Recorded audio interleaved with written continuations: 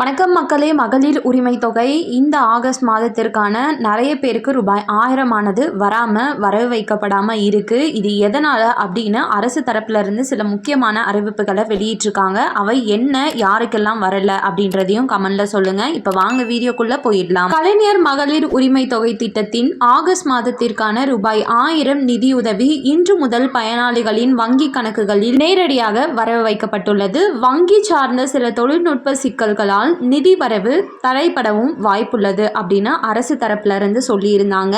அதன்படி நீண்ட நாட்களாக பயன்படுத்தப்படாத செயலற்ற வங்கி கணக்குகள் மற்றும் KYC புதுப்பிக்கப்படாத கணக்குகளுக்கு அரசு அனுப்பும் நிதி சென்றடையாது அப்படின்றத இப்ப திட்டவட்டமா சொல்லியிருக்காங்க. மகளிர் உரிமை தொகை மற்றும் 1000 ரூபாய் போட்டுட்டு இருந்தாங்க, நீங்க அதை யூஸ் பண்ணாம அப்படியே வச்சுட்டு இருக்கீங்க அப்படின்னாலும் சரி. இன்னொன்னு, KYC அப்டேட் பண்ணாம ஆதார் கார்டை எடுத்துட்டு போயிட்டு வங்கியில கொடுத்து அப்டேட் பண்ணாம இருக்கிறவங்களுக்கும் இந்த நிதி சென்றடையாது அப்படின்றத தெளிவுபடுத்தி இருக்காங்க. இதனுடவே குடும்ப அட்டை மற்றும் வங்கி கணக்கில் உள்ள பயனாளி விவரங்களில் சிறு வேறுபாடுகள் இருந்தாலும் இத்தொகை வரவு வைக்கப்பட மாட்டாது. எனவே மகளிர் உரிமை தொகை எவ்வித தடையுமின்றி தொடர்ச்சியாக கிடைக்க தங்களின் வங்கி கணக்கில் KYC விவரங்கள் சரியாக அப்டேட் செய்யப்பட்டுள்ளதா என்பதையும் கணக்கு செயல்பாட்டில் உள்ளதா என்பதையும் பயனாளிகள் உடனடியாக உறுதி செய்து கொள்வது அவசியம். முக்கியமா உங்க குடும்ப அட்டையில் இருக்கக்கூடிய பயனாளிகளோட விவரங்களும் கரெக்டாக இருக்கா அப்படின்னு செக் பண்ணிக்கோங்க. KYC அப்டேட் பண்ணியிருக்காங்களான்னு பார்த்துக்கோங்க. ஸோ இவை அனைத்தும் தான்